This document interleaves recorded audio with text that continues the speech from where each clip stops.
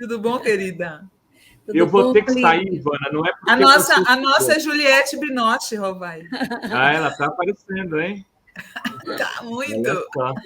E eu estou vendo que ela está fazendo montanhismo, tem andado pelas... o negócio aqui é que eu penso o quê? Ivaninha. Ivana, mudou. Eu vou ter que sair, porque agora vai vir um atendimento aqui. Eu estou no quarto do hospital, enfim. E elas vão precisar entrar, então eu vou ter que sair. Mas fiquem com a Ivana, porque ela vai falar de Olavo de Carvalho, vai falar dessas coisas de BBB. Vamos mudar um pouco a chave aí. Vamos exato. Gente, beijos.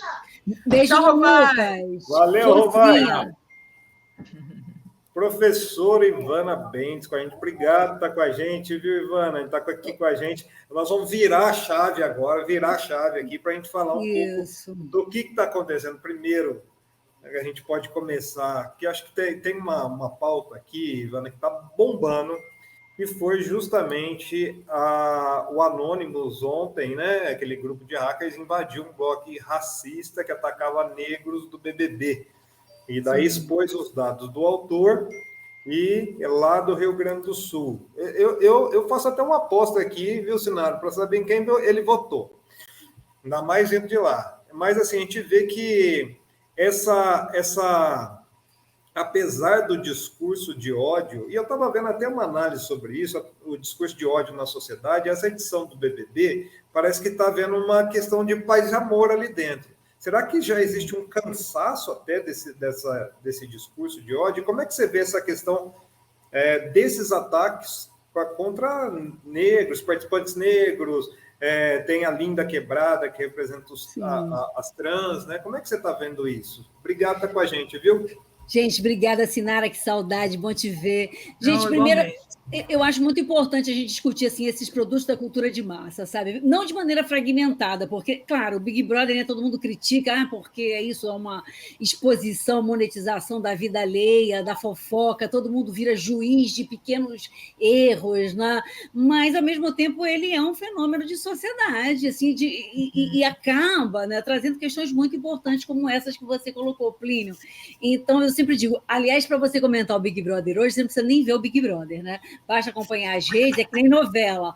Você acompanha, você sabe de tudo sem ver nada. Então, se você não quiser ver o Big Brother, continua acompanhando pelas redes, porque é muito presente, né? Mas aí, voltando para as tuas questões, eu fiquei muito surpreendida, sabe, Plínio e Sinara, com aquele discurso do Tadeu Schmidt, justamente instigando ao barraco, instigando, de certa maneira, ao conflito, ao ódio, porque é como se o programa não funcionasse, né? Se ele ficar paz e amor, morno, se tiverem conversas mais, digamos, civilizadas, mais tranquilas, que eu acho que seria ótimo. Se tivesse menos baixaria, menos sofrimento, né? E ele fosse pedagógico nesses temas que você trouxe, trans, racismo, viraria um programa pedagógico, né? Mas, enfim, não é o propósito do BBB e eu fiquei muito surpreendida com aquele discurso do Tadeu, dizendo, vocês estão aqui num jogo para ganhar, vocês têm que jogar. Tipo assim, gente, vamos sair desse power flower aí, né? Dessa alegria. Ai, vocês estão muito hippies, muito legais, e vamos começar assim. Eles querem ver sangue, né, Ivan? Aí, isso eu acho assim, tem uma hora que tem uma questão, assim, um limite ético, a meu ver, né, que às vezes o programa extrapola, né, e deixa as pessoas realmente se ferrarem, sofrerem, vira transtorno psicológico. A gente viu com o Lucas do último Big Brother. Então, acho que tem que ter muito cuidado, né, e me preocupa um pouco, assim, não, é circo mesmo, né, é se instigar a violência. Sinceramente, eu acho que não precisa, mas as pessoas querem ver baixaria, mas não o que elas querem ver, o que o programa oferece, né? O programa tinha que ter uma responsabilidade ética aí. Começaria por aí, né? Olha só, eu no começo, quando o BBB apareceu, eu confesso para vocês que eu sempre, todo ano, ficava sendo a chata das redes sociais. Porque isso aí é baixo nível, isso é medíocre, é baixaria. Eu simplesmente... Não é que eu me rendi ao Big Brother, porque eu continuo não assistindo. Eu acompanho o buzz pelas redes sociais. Mas eu me rendi ao fato de que, pelo visto, Ivana e Plínio, o BBB virou uma paixão nacional. O negócio não tem jeito. As pessoas adoram. No ano passado, na pandemia, explodiu, né? Porque as pessoas estavam em casa e virou tipo o Tamagotchi das pessoas. As pessoas iam lá dar uma olhadinha. E aí o Leonardo Reis pegar uma carona aqui no que eu estou falando para fazer a Ivana essa pergunta. Qual a explicação para a persistência desse programa no Brasil? Esse programa não foi para frente em muitos países, mas no Brasil criou raízes. É exatamente isso que eu queria saber. Ivana, antes de passar para você, o Cadu Lacerda está lançando uma provocação aqui. Imagina se todos concordassem em dividir o prêmio. Acabou, né?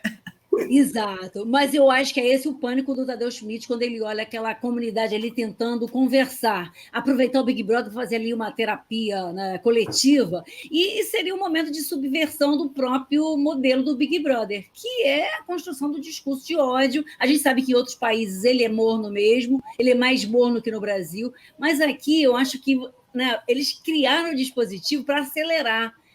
Até aquelas cores super berrantes, gente, aquelas cores, aquela decoração do Big Brother produz, eu imagino, um pesadelo visual. Pensem no quarto de qualquer pessoa, no lugar em que a gente vive nas nossas casas. Alguém de vocês vive numa casa hipercolorida? Né? Ou seja, até, digamos, a escolha das cores, aquelas brincadeiras de acirramento da rivalidade, né? Enfim, é muito artificial. Então, é uma construção, muitas vezes, de uma disputa. Né? Claro que tem R$1 milhão, né, de reais que faz jus a qualquer ajuda a criar disputa. Mas eu acho que há um excesso em relação aos outros países de criação de situações artificiais para que as pessoas, enfim, entrem em conflito. Né? E claro que as festas dão uma bebida para todo mundo, é mais um artifício de, putz, já que as pessoas não estão se descontrolando, vamos encher a cara de todo mundo para ver se os baixos instintos explodem. E tem muitos dispositivos que às vezes me incomodam dentro do programa, que são absolutamente, obviamente, artificiais, produzidos para criar esse clima de ódio, baixaria, enfim, porque eles acham que o público brasileiro não suportaria um Big Brother um pouco mais, digamos, civilizado. É, o Big Brother tem que ter padrão Bolsonaro, né, Ivana? Aliás, então... eu quero até pegar carona nisso, viu, Ivana? Que agradecer primeiro o super sticker aqui da Miriam Teixeira, que assim, a gente viu claramente, eu fiz uma nota e assim, analisando previamente só o perfil de Instagram dos participantes. E coloquei lá qual que era a tendência mais para Lula, mas bombou, menina. O pessoal fala, não, me xingando, inclusive, não, esse aí não é Bolsonaro, esse é Lula. E o que eu percebi, né, eu não acompanho ferrenhamente, mas eu vejo assim, o que eu percebi é que, principalmente essa edição, foi colocado alguns estereótipos, né, de participantes, por exemplo, uma mulher negra bolsonarista, né? Pegou uma trans que já, inclusive, fez a entrevista com Lula, para provocar esse debate político ali dentro. Você vê isso também, e eu não sei, a minha impressão é que não está dando muito certo até o momento, mas como é que você vê isso? E se é mais uma questão de semiótica ali da Globo também, né? Como eles estão lançando lá o caso Celso Daniel, não sei o quê. É ano eleitoral, a gente precisa lembrar disso, né? Não, perfeito, Plínio. Eu acho que o Big Brother está pegando carona assim nas eleições, né, de 2022, de outubro, está tentando antecipar e meio que fustigar. Né? Você viu que eu não sei se os personagens, os participantes que são personagens também, são orientados a não falar de política, né? Mas eu acho que isso vai aparecer em algum momento. Como você falou, as redes sociais já mapearam todo mundo, né? Então vai ter uma guerra para tirar bolsonarista e lulista, né, nas votações. E me incomoda muito quando eles pegam essas caricaturas, é isso, a negra que defende, sabe, a escravidão, é terrível, é quase colocando todo mundo assim no mesmo patamar, e não é, gente, né? Então, assim, ao invés de a gente ficar discutindo como é que uma jovem negra, né, está nesse lugar, e por que ela foi colocada nesse lugar, né? Como é que o Brasil não tem uma formação a ponto de todos, brancos e negros, entenderem o que foi o processo de escravização, que não, sabe, não tem lado bom, né, eles tentam meio que mostrar exatamente isso que você colocou, né? Mas tem a negra, né, entre aspas, racista, olha, tem a cantora sertaneja que todo mundo pode adorar sertaneja e é bolsonarista, ou seja, pegaram umas figuras, a meu ver, para tentar dizer que é tudo igual, né? Que sempre tem dois polos, e eu acho que isso é reduzir demais a discussão, o debate. Então, eu espero que a gente que está aqui fora faça o debate que tem que ser feito, gente. Olha que triste, uma jovem negra defendendo a escravização. Como esse tipo de absurdo é possível? O problema não é dela, e aí a gente não tem que cancelar ela, a gente tem que se perguntar a estrutura escolar, né, de formação que produz esse tipo de entendimento de um processo tão violento e terrível e indefensável por branco, por negro, por amarelo, por pardo, né?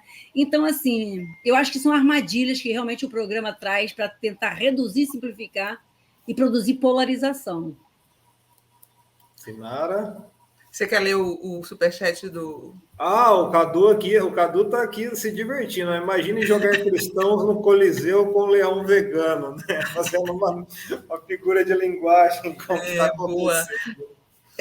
Ivana, eu acredito que você tenha visto a polêmica que gerou aquele artigo do Risério na Folha contra o identitarismo, né? Desde a última edição do BBB, o identitarismo também tem sido usado como está no centro dos ataques, né?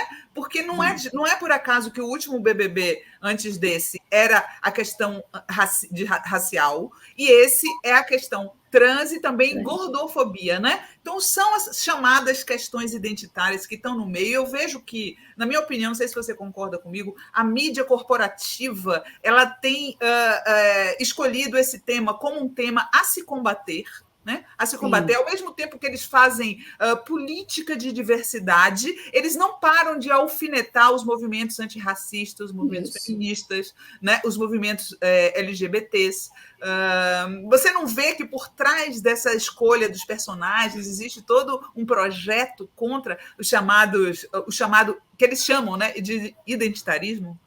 Sinara, só que às vezes eu acho que o tiro pode sair pela culatra. Aí eu vou dar o exemplo da Linda Quebrada, porque, gente, a Linda Quebrada ela é uma pessoa excepcional. Então, assim, eu digo assim, sem dúvida, eu acho que tem esse projeto de caricaturar o identitarismo, né? E aí, mas ao mesmo tempo, você coloca uma figura como a Lina, gente, ela vai desmontando o discurso do sucesso, ela diz, eu sou um fracasso, eu não sou homem, eu não sou mulher, eu sou travesti, ela vai desmontando, assim, todo esse discurso de uma maneira assim que eu fico fascinada. E eu digo, puxa, que incrível. Ao mesmo tempo, você tem razão, né? Eles trabalham com as caricaturas e aí vão para o Risério. Gente, aquele artigo do Risério é um desserviço aos movimentos sociais, ao debate sobre identitarismo, ao debate, inclusive, do radicalismo nos vários movimentos, entendeu? Porque ele desqualifica, ele caricatura os movimentos identitários, entendeu? Porque, assim, o que me parece que a estratégia é dizer, não, você sempre vai conhecer um negro... um negro, enfim, racista ou radical, que vai desqualificar a discussão do racismo estrutural, mas não vai, gente. Né? O Risério escreveu um livro chamado Sinhais Negras, para provar que os negros também entraram no sistema de poder da escravização. Mas, gente, isso é uma minoria. É como se você pegasse exemplos fragmentados para desconstruir algo que é estruturante. Para mim, Por que ele não escreve que tem judeu nazista? Pois é. Por que ele não escreve isso? Por que a Folha, que pluralidade é essa que só presta para isso? Né? Por que o Risério, desafia o Risério a mostrar judeus nazistas? É o que ele está fazendo. Exato. É o que ele está fazendo. Ivana, eu me preocupo muito com esse discurso que, infelizmente, até parte da esquerda entra nessa história do anti-identitarismo, sabe? Me preocupa, porque eles não percebem... Eu acho que a mídia corporativa ela já percebeu que a esquerda tem força por aí, né? Nas últimas eleições... se ainda não tem força para eleger para cargos majoritários, gente, tem para o legislativo. Nas últimas eleições, no legislativo, as campeãs de voto vêm dos movimentos ditos identitários. Exato. Então, a gente pode encher o Congresso Nacional de identitários, de mulheres negras, de homens negros, de LGBTs, e a mídia já viu esse perigo. Não é à toa que eles não param de atacar o chamado de identitarismo. Perfeito. E eu acho inacreditável como é que as esquerdas e os grupos progressistas entram nessa, porque, gente, na verdade, não existe perigo nenhum. Essa diversidade ela nunca existiu de vozes com essa visibilidade no Brasil. Então, se você olhar para a história, desde maio de 68, explosão dos feminismos, dos movimentos LGBTQI, o debate no Brasil que levou a uma lei Maria da Penha, fundamental de defesa das mulheres contra a violência doméstica, as cotas raciais, isso tudo, gente, é um ganho pelo avanço dos movimentos sociais, dos movimentos identitários, é mudança de política pública, então eles têm força mesmo, né? E eu acho que é uma tentativa de neutralização. Óbvio que excessos vão existir, óbvio que exceções tem, mas não é porque uma figura, um personagem do BBB, uma figura de forma individualizada comete um excesso e um erro, que você vai desqualificar algo que é estruturante, e que está mudando a cara do Brasil. É isso, por isso que eles apostam no discurso da fofoca, olha esse aqui, esse cancelamento assim, né? Vamos cancelar agora a Carol Conká, porque ela foi excessiva. Então, é como se você traduzisse um debate que é estruturante, que é político, em fofoca, em cancelamento banal, de ai, não gostei. Né? Eu acho que é essa confusão que cria no público, né? Aqui, deixa eu só pegar uns superchats aqui, Sinara, nem cabe a discussão. Janaína Miranda, obrigado aqui. Está tão óbvio a Globo acirrar os extremos, o barraco, a confusão, para oferecer ao final o centro, o equilíbrio humorista. Equilíbrio humorista, né? Está na cara, o certo era ignorar essa jossa. E a Maria José está falando aqui, boa tarde, pessoal. Ivana, por favor, comente a autocensura do Chico sobre a música Com Açúcar com Afeto. Isso é revisionismo? Boa pergunta. Ótima pergunta. E daí até nessa questão do revisionismo, já pegar um pouco essa carona para falar sobre a questão do Olavo, né? A gente começar a falar um pouquinho dessa... Porque ele é o revisionista, né? Que queria levar a gente para lá uns séculos atrás aí. E como é que você vê isso? Mas vamos falar do Chico primeiro, que é muito interessante essa pergunta. Obrigado, sim. Maria José Rosa Teixeira. Muito bacana a pergunta. Gente, eu acho que tem um momento que a gente tem que olhar assim e entender, caramba, como foi possível dizer certas coisas e agora não é mais possível? As coisas mudam, o patamar de tolerância da sociedade muda, né? Então, assim, não se trata de você, enfim, mas tirar da história o que foi feito, né? Essa música é a cara de um certo momento, né? Que a gente lia Gilberto Freire e achava que a mistura das raças no Brasil tinha dado certo, era uma harmônica, que era, sabe, essa malemolência que vem da mistura. Hoje você diz, caramba, vamos discutir o racismo primeiro, antes de falar da mistura que deu certo, porque parece que não deu tão certo assim em relação ao racismo. Então, eu acho que qualquer artista, qualquer intelectual pode, a qualquer momento, olhar para o que escreveu, para o que cantou e falar, caramba, como eu pude cantar isso naquele momento? Era possível naquele momento, agora não é mais. Possivelmente ele não fará mais nenhuma música. As coisas datam, né, Ivana? Eu falei isso outro dia. Gente, as coisas datam. As piadas não dataram? A gente, não, quando era criança, não era normal contar piada racista, piada anti-homossexual. Dataram, gente, a gente está evoluindo. O carinha do Big Brother que chamou a Lin de Traveco. Quantos de nós não ouvimos isso todo dia? E tem uma hora que você diz, cara, não dá mais, para de chamar de Traveco, porque não dá.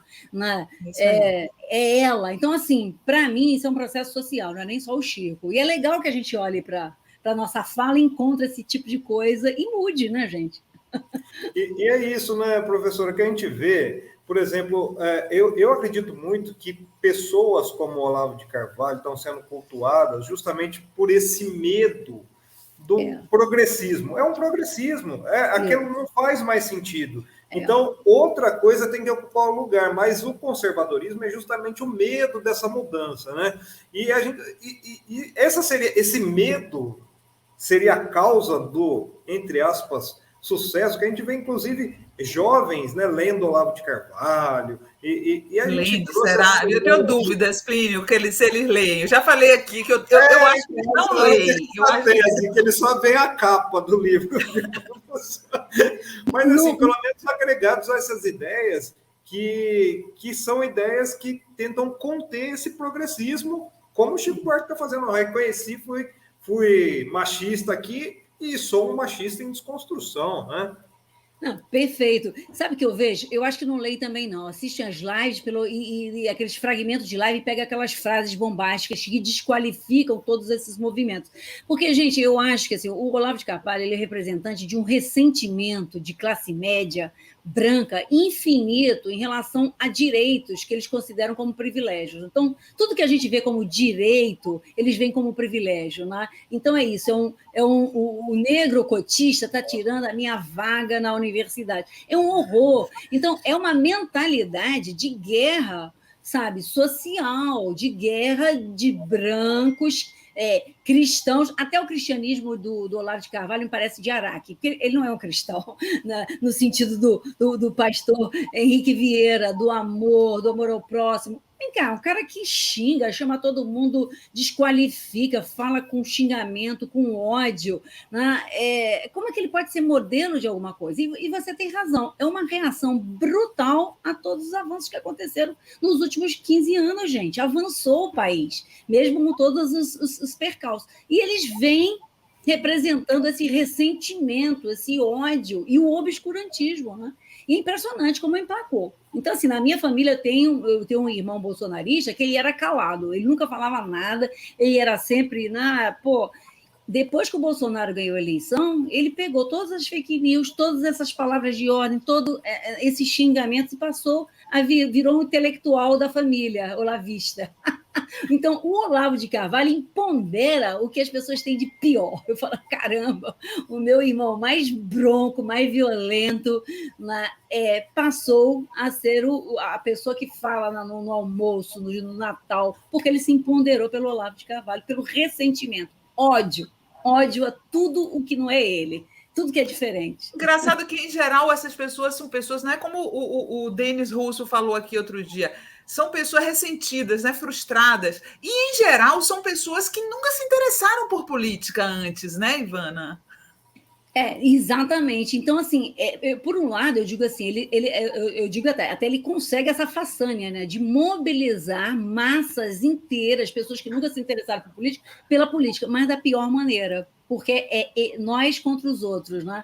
Nós contra isso, os movimentos sociais, contra os grupos de LGBTQI, é uma guerra. E só dá certo porque eles criam os outros como inimigo. Então, tudo que não é branco, de classe média, cristã, é o inimigo a ser destruído. Gente, é uma loucura, né? Quando eles trabalham realmente com essa ideia de uma conspiração, né, global para destruir a família, destruir a sociedade. Então, assim, um discurso de ódio que meu irmão comprou, meu irmão e milhares, né, como ele, porque produz meme, tem fake news, tem vídeo no YouTube. Gente, é que nem o terraplanista, tem tudo. Então, é como se você entrasse num game, né? Você entra num game, te dá um mundo prontinho, com um monte de explicação absurda, mas pronta. E aí as pessoas, olha esse mundo aqui, se identifica. Ô, Ivana, tem o Sérgio Capilé, está falando aqui, o olavismo só será superado se for levado a sério. Daí, é justamente em relação a essa questão da comunicação que eu quero saber. Existe um apelo muito grande, e como é que a gente entende esse apelo muito grande com fake news, com coisas fantasiosas? Esses dias uma das últimas postagens do Olavo de Carvalho era o thumb, a thumb da live que ele estava divulgando, era algo assim, tipo, Lula será preso nos Estados Unidos por narcotráfico. É uma coisa totalmente fantasiosa, nem o mais delirante do ser humano. E assim, eu entrei na live para ver, tinha, tipo assim, 800 mil acessos. Então, por que é um fascínio? Como é que a gente pode classificar isso para as pessoas buscarem um tipo de informação que é uma informação fantasiosa? Sim. Mas aí você trouxe... Eu acho que a eficácia comunicacional é muito grande, gente. Eu estou nesses grupos de Telegram bolsonarista acompanhando, né, por exigência acadêmica e pelas minhas pesquisas, é impressionante. Então, é uma fábrica de fatos, é uma fábrica de memes, é uma fábrica de fake news, né? Então, assim, né, você está num lugar onde várias outras pessoas, é como se fosse eu digo, né, é um mundo paralelo, é uma alucinação coletiva, né? Então, enquanto você tiver grupos, né, que estão sustentando aquela alucinação coletiva, as pessoas se sentem que nem terra plana, elas se sentem parte de uma comunidade. Então, eles criaram, sim, isso eu acho, né, que a gente tem que olhar como é que cria uma comunidade de pertencimento a esses mundos alucinados, né? E tem produção, como eu falei, de vídeo, de meme. Eu estou estudando muito memética, o humor. Vocês viram como essas figuras, eu vi até uma matéria no Intercept sobre isso, como a Narcisa Tambora, a Narcisa, ai que loucura, essas figuras conservadoras que são bolsonaristas estão sendo reabilitadas pelo humor, então elas entram também, né, no tosco, ai que loucura, mas por trás é bolsonarista, enfim, racista. Parece simpática, né? Mas não é, né? É verdade, Ivana. O tiozão do churrasco do Bolsonaro. Ai, tosco, ai, ingênuo. E por trás, racismo, negacionismo, ódio. Então, assim, eu acho que a gente tem que tomar muito cuidado. E eu acho que a esquerda, a gente tem que se valer do meme, do humor também, que é o que as influenciadoras e os influenciadores mais eficazes estão fazendo. Usar essa linguagem mais... Os memes de produção, lembra que eu te falei? Conquistar os memes de produção. Exatamente. Eu estou estudando memética, gente. Eu acho que a gente vai ter que, sabe, essa eleição tem que ser memética para a esquerda também. A guerra memética. O pessoal está falando aqui, viu, Ivana? Peraí, a Leia Paiotti, esse não é meu irmão, dando risada. Você não tem, né? Algumas características que batem muito, né? E daí eu queria até ver contigo, porque assim, a gente vê, a gente pega as pesquisas eleitorais, de um lado tem, por exemplo, se a eleição fosse hoje, a maioria das mulheres estão no campo progressista. A maioria. Hoje, assim, abomina o bolsonarismo, isso desde 2018, né? Desde quando surgiu.